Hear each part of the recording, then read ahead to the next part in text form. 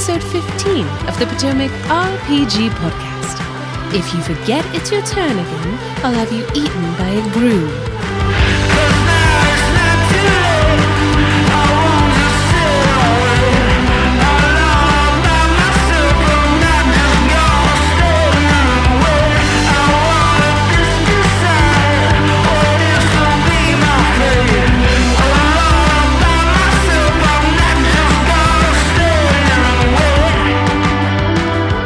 Welcome one and all to the Potomac RPG Podcast, your source for old news, tired conversation, and mediocre advice for all of your favorite tabletop role-playing games.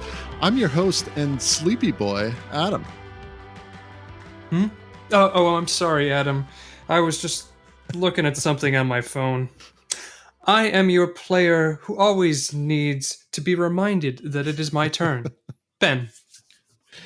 And I'm your PC who forgets all the plot details, Anthony. All right. Thank you so much for being on, guys. Really appreciate it.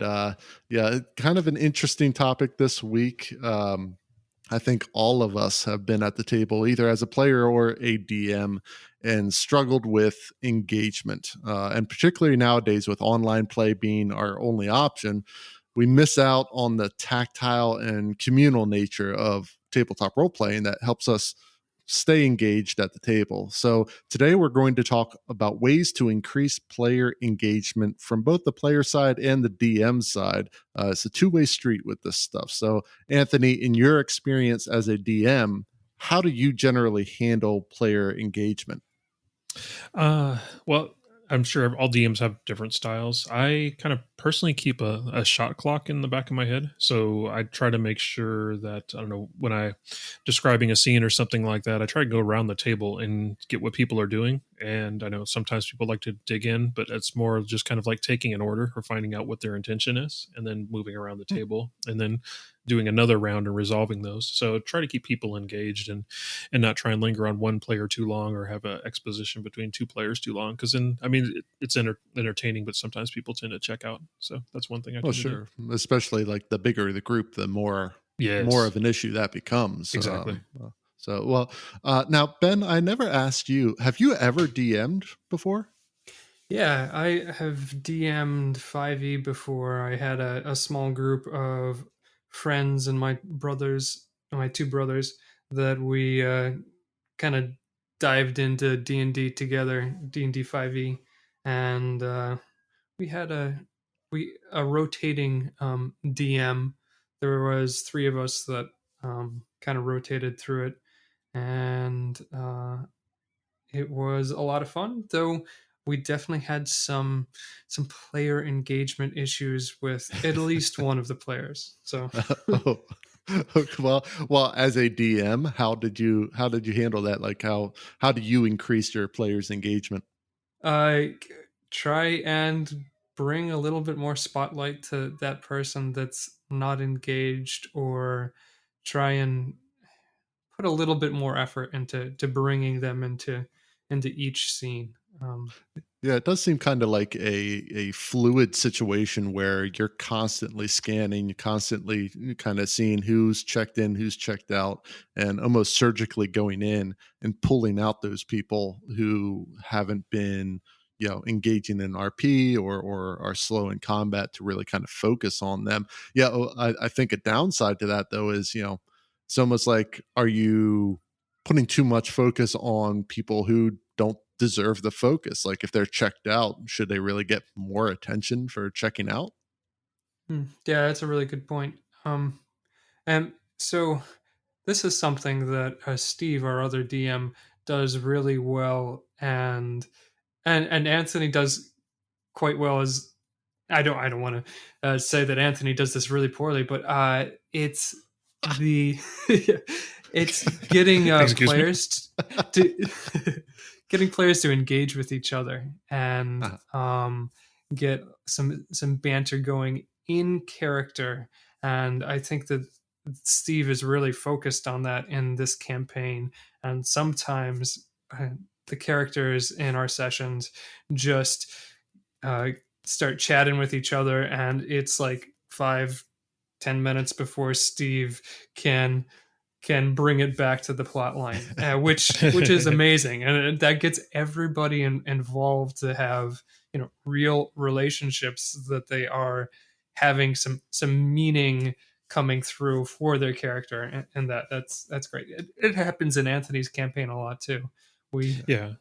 Well, I think Steve and I do definitely have different GM styles, and I think he is a lot more stronger on the social. And I think my personal, just because I'm more of a transactional kind of person, I kind of think of things just keep it moving. That's my mantra. So I'd be more of a Michael Bay. Well, yeah, I don't know what his directorial style would be. Explosion. Exactly. Nice. All right. Well, hey, let's get into some questions here. So the first post that we have comes from Reddit user Gallant Knight, who asks, players forgetting info conveyed to them verbally during game. Hey, so I'm running a level 5 to 8 campaign for my 5 players who are all decently experienced. We play online on Roll20, and the campaign has a lot of magical mystery elements to it.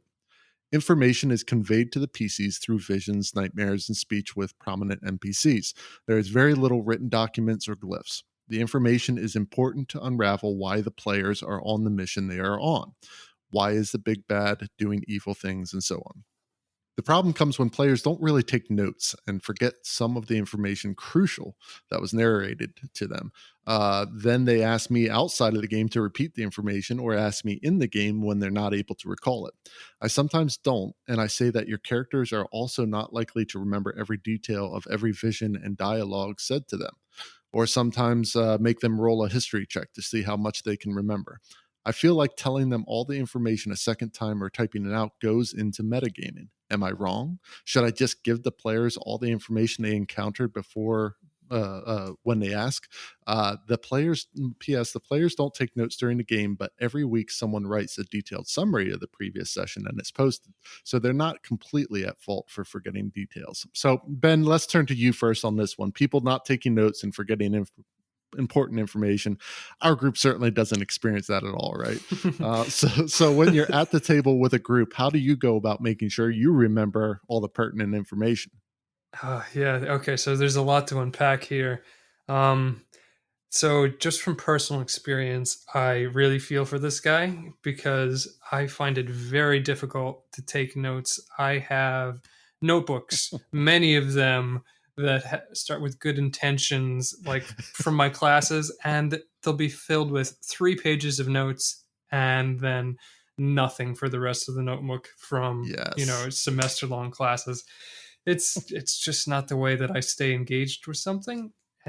Fortunately, I've got a pretty good memory for spoken stuff, but in general, I like to engage with the material by asking questions. If there's something that's not kind of resonating with me, I'll kind of steer it towards something that actually is interesting, and having a little bit more context for, I mean, the names of D&D characters are often just phonetic garbage. Nightmare.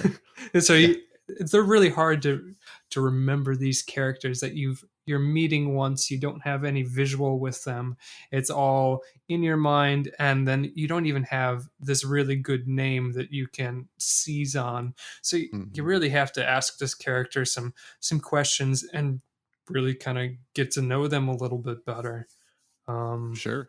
Well, I completely empathize with you here, because just going back to school, I was the same way. Like the first 3 pages of a notebook, super neat, detailed, everything in line, and then over the course of the next couple pages, it just fades out into nothing for the rest of the semester. So I'm right there with you, buddy. And same thing with D&D. Like, and I don't know if it's a kind of unconscious thing that I do personally, but like it's a game, and taking notes sounds a lot like work. And I know some people really get into the investigation of things, and they want to really, kind of take those notes and piece everything together. But yeah, this is my downtime, man. I am relaxing. I am not wanting to take notes.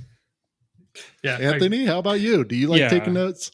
Yeah, I don't know. I don't know if I have strong feelings in this court, but yeah, I would say from the DM perspective, kind of handouts or GTFO. I mean, it is an entertainment thing, and also verbal conveying information verbally is one of the weakest forms of communication. A lot of people just don't retain that because as a player, you don't know what's noise and what's signal. I mean, you're not going to take down the name of every little random NPC you come by and know whether it's important to the plot.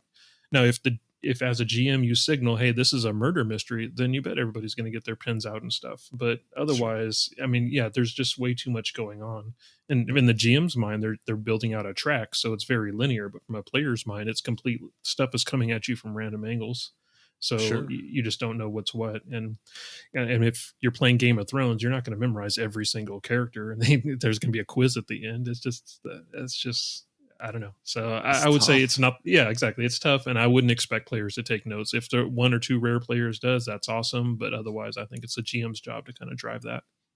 Well, and I'm glad to see we kind of settled as a group on something that I think works really well. As we've talked about before on the show, we use a Miro board, which is kind of a whiteboard app online that's shared with all of us real time. And usually in any group, there's one person who either enjoys taking notes or is the one always picked out to take notes for everybody. And so we have little sticky notes all over this whiteboard to track that information and take notes. And I think that works really well, especially for players like me or Ben, where we don't take notes. And Steve, I'm sorry, I still have that notebook that you gave me at the start of the campaign. Has nothing written in it, buddy. There's nothing in there. It's fresh. So you're going to get this back in pristine condition. But that online whiteboard using the sticky notes, everyone kind of helps out throwing a note up once in a while, but really helps to keep track of the information without turning it into a study hall, So one thing that Steve is doing that I really like that really helps is he's got the little pictures of all the main characters, and we Yes, put them I love up that. on the Miro board, and even the pictures from his game set of all the monsters, and just seeing that visual that really helps to make a concrete image in your mind of the character and the monster. And so we just got to Candlekeep last week, which is got fantastic imagery which is associated with it, and Steve's descriptions are amazing, but having a picture, it really takes it to the next level. Yeah, so if it's 1,000 at all words. possible, then yeah pictures all day long. I mean I'm not one for the exposition side of things, and if there's an image that sets the tone and gives kind of that feeling that you want to convey, that's going to be a lot more impactful, I think. So I agree completely. In terms of Gallant Knight's question, whether they should just give the players all the information that they encountered, I think there's a balance there, and I think the idea of having that shared note taking is super helpful, but also just recognizing that this is supposed to be fun, this is supposed to be enjoyable, and unless, like Anthony said, you've made it clear this is like a murder mystery investigation and therefore notes are a key focus of it, then I think you need to be a little lenient when it comes to providing information to them. I have news here. And the sound of Ralphie the News Goblin can mean only one thing. It is time for Potomac RPG News.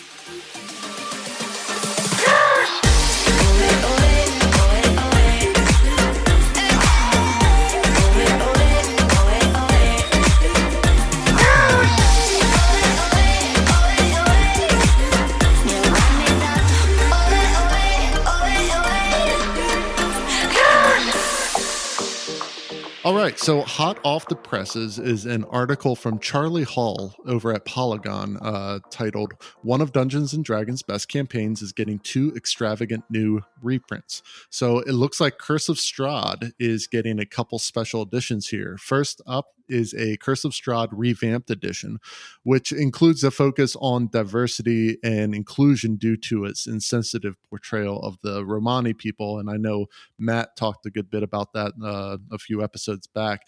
It includes some other updates as well. Looks like it's going to be coming out October 20th of this year for $100, which is interesting to see. And the second edition, or the second item, is Beetle and Grimm's Curse of Strahd Legendary Edition. Now, if any of you have seen one of their products before, you know how crazy good this can be. And correct me if I'm wrong, guys, doesn't Steve have the silver edition of Descendant to Avernus? Is that what he's using?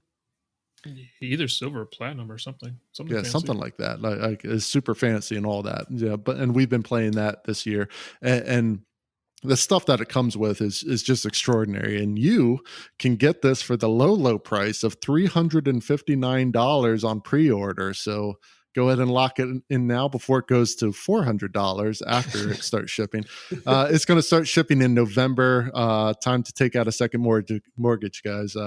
Anthony, any interest in these two reprints that are coming out? Oh, sure. There's definite interest, but seeing that I might not see another human being for maybe 6 to 7 to 8 months or more, I just don't know if this is the right time for that. Yeah. Look at all this cool stuff, guys. You'll get to see it in next year, maybe. Yeah, exactly. But when you do see people, you want to have them trapped in their own little mini-verse with a bunch of vampires and werewolves, right? Yes. Yeah, everyone's going to have a backlog of stuff they've been hoarding for the last year to play. So. Well, how about you, Ben? You interested in this at all? I love Curse of Strahd. That was the first haunted house part of that campaign is one of the things that I DM'd with my old group, and it nice. Just so much ambiance, that the horror, the creeping dread. I loved it. But I have other things that I have to do with my my free income. My old dog just got some dental work, so I think I'm priced out of new D&D stuff for a while. Yeah. Well, priorities, man. Dog comes first for sure.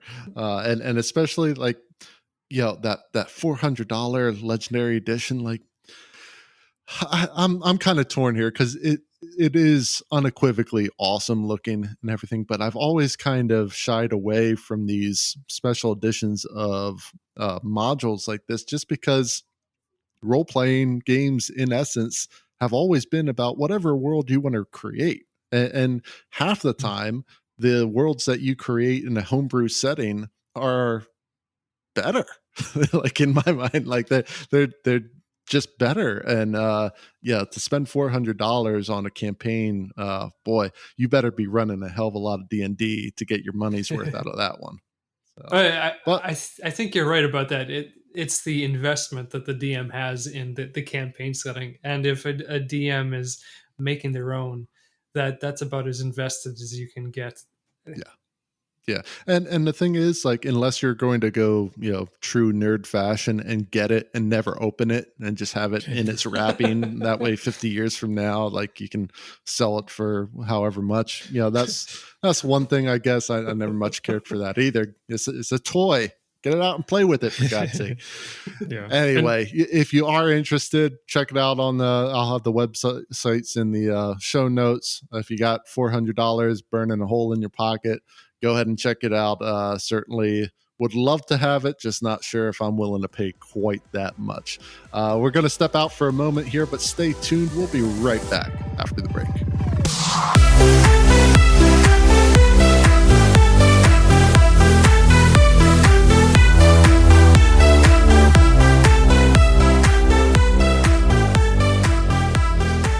Let me tell you a little bit about Found Familiar. They have some of the absolute best coffee around, and it caters to people just like us, people who love D&D.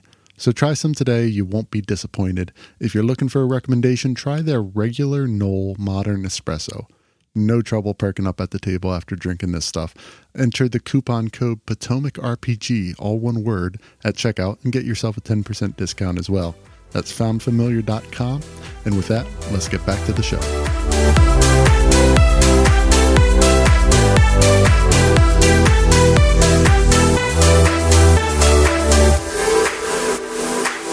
All right, how about another question? This post comes from Reddit user blank7, who asks, I have a very low attention span, but my GM and his campaign is fantastic.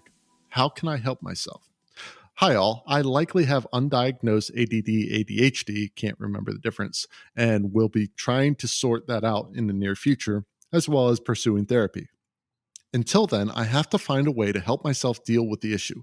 My attention span is absolute trash, and I want to find ways to get more invested in D&D. Earlier in the campaign, I chose to kill off my character due to declining mental health. Since then, I've felt relieved that I'm not having to commit harder than I can handle, and I also feel sad that I'm missing out on such great sessions. My GM is in the process of building his own world and is trying to get me involved as much as possible, enlisting me to help build lore and characters. This is fun as hell, but it's not quite the same as developing my own character continuously. Sure. And I'd love another shot at making a second character. The only problem is I know I'll start feeling the same in our sessions. They're long as hell. Our GM likes 10-hour plus sessions, as does the rest of the group. We take breaks roughly every third of the sessions, and no one is ever left out. We all have our moments to shine. This still isn't enough for me. By the third hour, I can feel bored, regardless of how much interesting stuff is going on. I'll want to go play some video games or watch some stuff, just relax a little. But you can't just drop out of a session like that. So what I did was suck it up and play the 10 hours. I'd have a lot of fun. My character would get to do a lot of cool stuff, but I'd be incredibly burnt out by the end and would dread the next session's approach. I also have anticipatory anxiety. So when I know a session is coming up, I get increasingly stressed. I understand that our sessions are long, and it may be that the group just isn't for me, but they're my family. There's no one else I'd rather be playing with. So any thoughts, small methods to help me cope? Anyone else dealing with something similar? I'm desperate. Thank you. So Ben, what are some ways for Blank to cope with a short attention span? First of all, 10 hours is oh my God. incredible. Oh my God. That is a marathon of D&D. Wow. That'd be long back in the day, like even when we were kids. That's still long. Like, you know how long something has to be for a teenager to be like, wow, that's just too long. That's crazy. Yeah, about 3 minutes. Yeah. Man. Okay, first step is always have some communication with your DM and the other players and tell them, I love it, but this is too much. I cannot be doing this for 10 hours at a time. I don't have the attention span. And start a dialogue, figure out something that could work with you. Maybe you go for the first of the 3 sessions and just do 3 hours of D&D, and everybody else does the extra 6 hours. But yeah, so start with just talking to your DM. Maybe he's got ideas. He or she has got really good ideas about how to, switch it up a little bit. Maybe in the middle session, you guys play a board game or something else. I don't know. Anthony, during your 10-hour sessions, how do you keep people from wandering off? I can't even imagine that. Like, I know, right? I mean, maybe back in the day when people were writing books like Moby Dick and War and Peace, I mean, people had that kind of free time. But it's just, I think, from what I've seen, even after the third to fourth hour, people start to wear down a bit. So, decision fatigue starts to set in. And if you're having a good time, while it's fun, that wears on you. It still takes energy, and after a while, you're left with nothing. So, when I design stuff, it's kind of like an RP mullet. I just put the RP up front and combat in the back.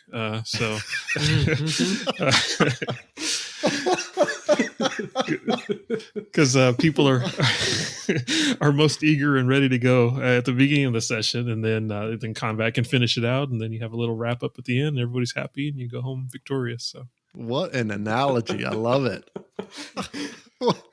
Well, you bring up a great point though, because and I'm reminded of this like stupid video I got as a kid, and it was called "Where There's a Will, There's an A," and it was some stupid school thing, but whatever. But the one thing that they said in there really stuck with me, and it's about attention span and what we remember. And we remember everything at the start and the end of whatever it is we're listening to. So, and it's the information in between that you end up losing. So, and this kind of goes back to our first question as well. So if you think along the span of 10 hours of gameplay, or even let's break it up into the thirds like they do. So 3 hours straight of gameplay, you're going to pay attention to the start, you're going to pay attention to the ending, but the middle gets blurry. And the way to test this for yourself is, if you hear a long string of numbers, you usually remember the first few numbers and the last few numbers, and in between it starts to get a little hazy as to what the numbers are. So in this kind of sense, looking at this question, maybe the answer is if they really truly want to be there for the 10 hours, break it down further. Don't take a break every 3.5 hours. Take a break every hour, for a good 15-20 minutes. Have a hard break in there. And then this goes to just normal gaming as well. So we do 4 to 5 hour sessions ourselves, and we usually take a break halfway through for a meal. Well, even that, you're talking about at least 2 hours straight of gaming. And even though it's interesting stuff, it's really hard to maintain your attention span for 2 hours straight without losing a lot of the information in the middle. So maybe it's more a matter, like even for our group, where, hey, we got to, let's chop this up a little bit more. Let's have these little episodes happen, because usually after that first hour, things degrade quickly. I don't know what you guys have experienced. Ben, have you experienced this, where usually after about that 45 to an hour mark, you start to kind of lose your concentration? Yeah, absolutely. I think we're not quite there in this podcast yet, but I definitely, around the half hour mark, my attention span begins to wane. And in school, I would definitely nod off in class all the time around the half hour mark, and then last 5 minutes of class, kind of whoa. Perk what up, did I miss? Well, I mean, I remember in college, if you took the college classes that met twice a week, it was an hour and a half class. Oh, they were a nightmare. Yeah. I couldn't stand it. Well, I mean, and this kind of goes, this is important information for DMs out there to realize, is that your players do have varying attention spans, and no one really complains about having more breaks. I've never heard of someone being like, oh, we take too many breaks. It's usually the other way around, and recognize that, for example, with Ben, his attention span is going to wane after 30. Mine starts to wane after 45 or an hour. Everyone's a little different, but recognize that the more you can chop things up to have that break to reset, I think it's really going to help with the engagement of your players and the sanity of your players as well. So good luck to you there, Blank. Hopefully that gives you some ideas. I certainly feel for you with this 10+ hour session. That unless you're really into that, I can't imagine anyone slogging through that much time. So good luck out there. We're going to get into another segment here. There are thousands of fantastic, weird, and downright horrible stories out there. And some are so ridiculous that you question their accuracy. So let's see if you two can figure out the one that doesn't belong in our segment, Say It Ain't So.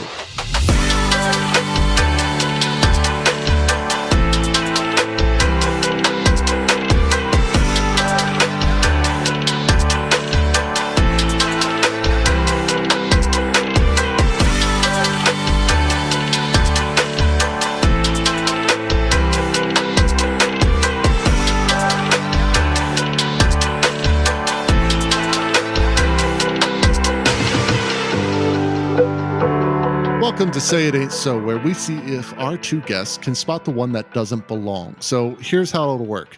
We'll each read a Reddit story about lack of player engagement. 2 will be true, 1 will be false. It's your job to figure out which one is the made-up one. Pretty simple, right? You two ready? Yeah. Yes, I am. All right, let's do it. So Ben, Anthony, both of you have a story. I have one as well. We're going to read through them one at a time. And then at the end, you guys get to pick which one you think is the fake one. So Ben, you are up first. Give us your Reddit story. Well, I'm running a spin-off of my main campaign during the quarantine, as one of the players of my main campaign didn't want to play online. We're a group of 5, 2 players from the main campaign, 2 new players, and the GM, who's me. One of the new players, let's call him the Brawler, is a friend of one of the old ones. I know this guy, the Brawler, for a year or so. He insisted me so much to play with us, so I decided to include him on the spin-off.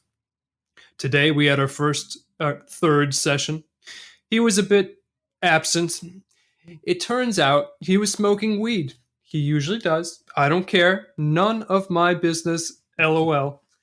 But he was smoking much more than he used to. He was so absent that we had to call his attention, calling him multiple times, 10 to 15 times for combat or normal RPing. It worked at the beginning, but after the combat, they had some long, heavy RPing about a plan they had, and when they asked him for his opinion, he just didn't answer. Called twice to his phone, nothing. Had to finish the session right there. Turned out he was high and fell asleep in the middle of the game. Lovely. All right. So that's one from Fried and Fairroon. Let's go over to Anthony. Go ahead and give us your story. Should I not have done that? Oh, sorry. Okay. Here's my story. All right. So this one says, okay, so I was running a Curse of Strahd campaign with 4 friends, and we were having fun doing it. This was before the whole pandemic thing. All of them were pretty long-time players and really into it, so none of the usual problems that you run into with new players. I noticed a few sessions in that our warlock would kind of tune out frequently. Sometimes I had to call him up a bunch of times in one session. We used our laptops at the table, and he was so engrossed that he wouldn't realize it was his turn. This went on for a couple sessions. During one session, he'd got up to use the bathroom. Curiosity got the best of me, and I walked around the table to see what he was looking at. He had minimized everything and so I actually brought up one of his browsers. It was Roll20. I stared at the screen in disbelief and saw messages popping up left and right. He was actually playing D&D during our D&D game with another group. 2 games at once. I felt bad about looking at his computer, but I was so furious I confronted him soon after he got back to the table. We got into a big argument and the game ended for the night. We're still friends and we still managed to keep a campaign together, but that was the craziest thing I've seen at the table. Oh my gosh. Oh, wow. All right. Well, let's do the third story here for mine. So a little backstory. This group was my first attempt at DMing ever. The group size was 6, sometimes 7 players, so running that game was difficult at best. We played probably 6 sessions before just kind of stopping, and they were fairly fun games. The only reoccurring issue was the cleric. He never paid attention and was always on his phone. He would miss crucial RP and took forever in combat. Jump about 2 years later, we're all still friends, and we decide to have a high-level one-shot to tie up the story's loose ends. They jumped from level 4 to 10, and we're preparing to fight an adult red and green dragons. All is going well with the fight except one PC, the cleric. He was on his phone the entire session and only looked up when it was his turn. This in itself bogged down the combat and was fairly frustrating for everyone at the table. Then out of nowhere, he shows another PC his phone, and I just hear him say, "Dude, what the expletive?" I come to find out he was browsing Pornhub at the table. This made the rest of the group pretty uncomfortable, but we still managed to finish the fight in a pretty epic fashion. That was the last time I played with the cleric, but we are still good friends, so not too much was lost. Wow. Oh All boy. right. So Probably there a are cleric your of Soon, three right? stories, gentlemen. So now it's up to you to decide which one of those is made up. So, Ben, we're going to turn to you first. Out of those three, which do you think was the fake one? Oh man, I'm definitely down to B or C, but I don't know. Uh, whew. I'm gonna say that C is the fake one. I like B because I can understand the need for so much D&D. It's just you got to do it all the time. Double up that D&D. But oh man, who does What, you've never browsed Pornhub at the table before? Well, Yeah, that. It's a whole different podcast. Yeah. All right. Well, so you're going with C then. Yeah, C is completely out there. All right, Anthony, you're up. Which one of those three do you think is fake? I want to believe C, but I'd believe it. How about I'm going to go with B because I think that's B. logistically challenging. That was the Curse of Strahd one? Someone playing a game within a game, yeah. Oh, game within a game. Okay. Yeah. Well, the answer, Anthony, you are correct. That was the made up one. The Pornhub one and the falling asleep from being too high are both true stories posted on Reddit. So well done, Anthony. You win this round, although I don't know if it's really much of a win considering those other two are completely true. That's There's no kind of a loss here. for all of us. So, well, thank you guys for playing. That was that was entertaining. Let's jump into our last question of the week. This post comes from Reddit user Sophie So Far, who asks, joined so many online campaigns over lockdown, I've lost my passion for D&D. Help me find it again. Over lockdown, I've had 4 separate online campaigns going on. I find it really difficult to visualize and stay engaged when playing online, but pursued it for a couple months.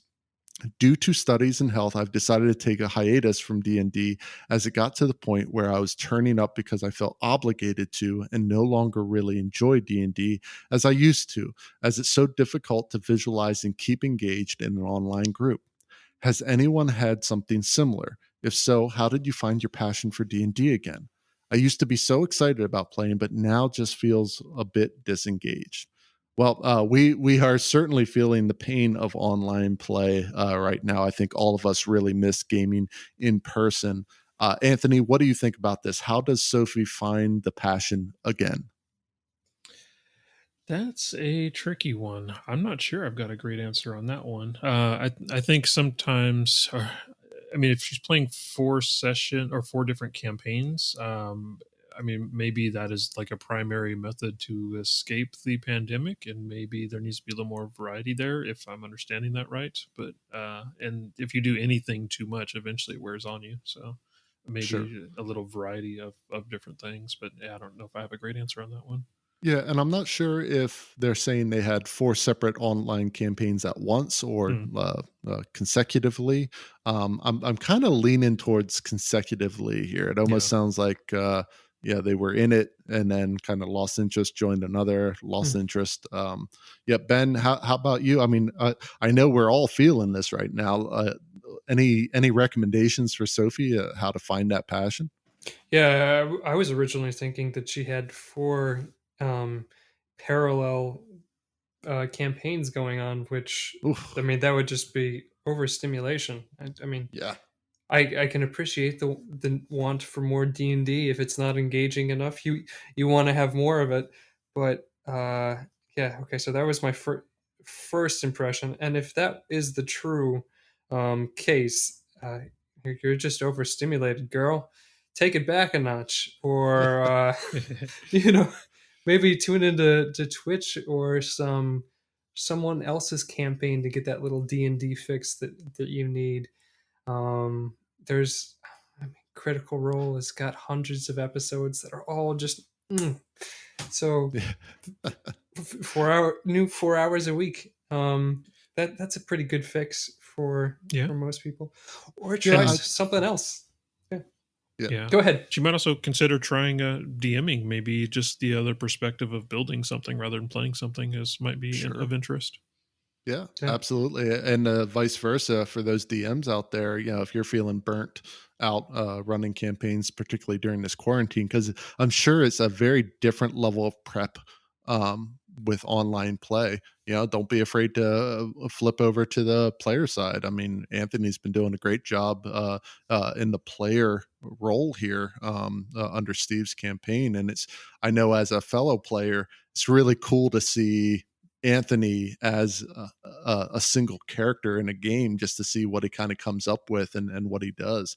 And I guess we're reading this a little differently in terms of whether it's concurrent or consecutive campaigns, but regardless, I don't know about you guys, but there's only so much D&D I can take as well. Like there comes a point where being exposed to a new system or a new setting, even if you want to stick with D&D as a system, but there's tons of sci-fi or modern or alternate history D&D type games out there that might kind of give you a break after dealing with elves, dwarves, and humans like all day long, all week long.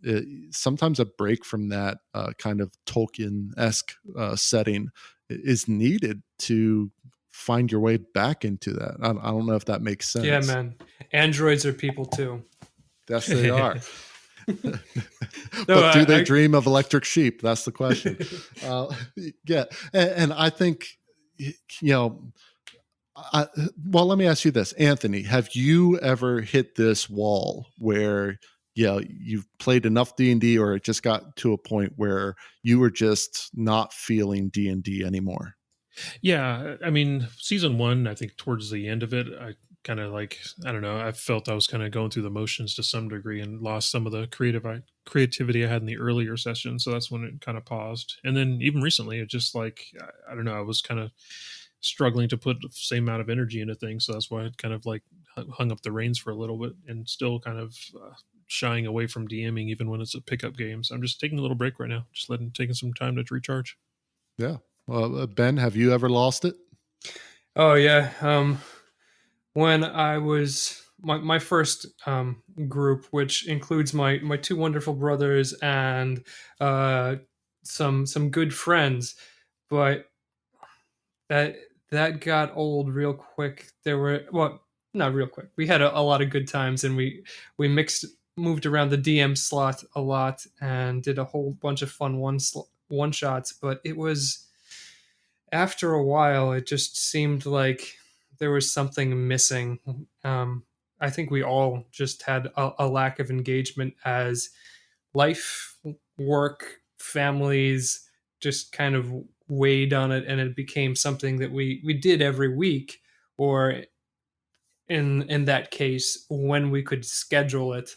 And sometimes it just felt like it was a chore, or a meeting, a responsibility, and an obligation to show up and play, instead of something that, oh yeah, I can't wait to play. I've been really looking forward to this.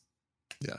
And I think variety is the spice of life, not only with setting and stuff like that, or system, but also I like it when you have a couple different, for example, Anthony, when you and Steve were bopping back and forth. Now, I do like a bit bigger of a chunk, like we're doing, but whenever you jump back into another campaign, there is a certain energy that pops up then, because you kind of reset. It was I'll admit it was difficult every 3 weeks when we were bouncing back and forth to kind of reset your brain to the campaign that you're currently playing. But whenever you do that switch, there is an energy bump, because now it's like, oh wait, yeah, let's get back into this world, let's do X, Y, and Z. And then the reverse happens. A few weeks later you jump into that other campaign. I think that did a lot to kind of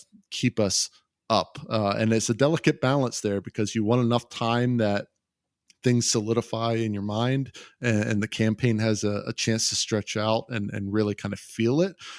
But also be able to get those other campaigns in, other settings, other stories to wake up your mind a little bit. I think really helps that process of maintaining your passion. We've been playing D&D within these couple worlds that we've been in for about almost a year now, between those two campaigns, right, Anthony? Yeah, definitely. Yeah, I think we started November, was it 2018 or something like that? 2018, yeah. Yeah. And so it's been interesting that we played, D&D.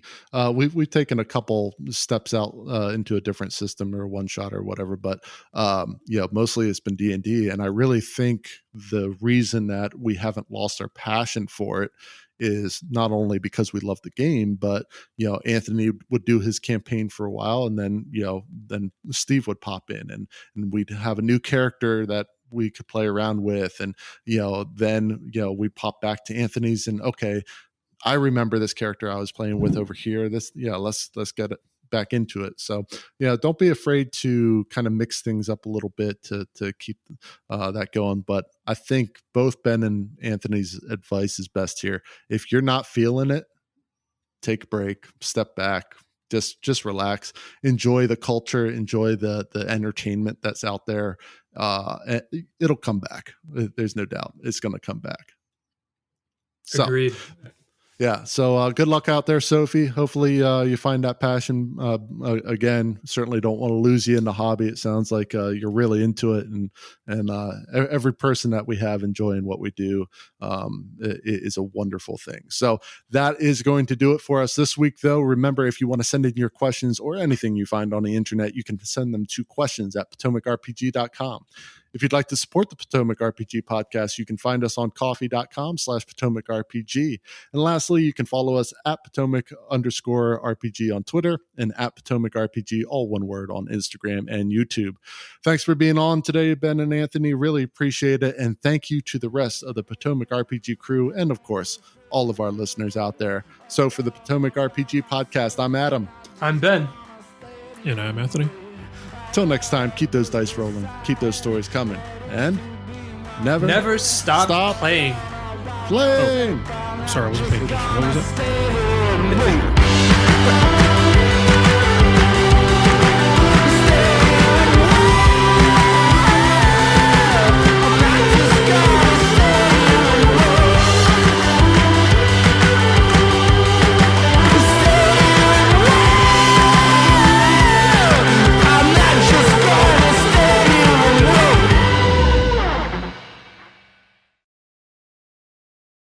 I was driving yesterday. I was listening to Audible, listening to a book, and I have Slack always on my phone for notifications.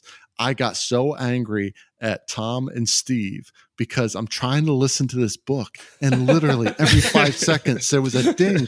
And what Audible does is anytime there's a notification, it backtracks the audio like a couple seconds. I listened to the same sentence for like 10 minutes because they would not stop.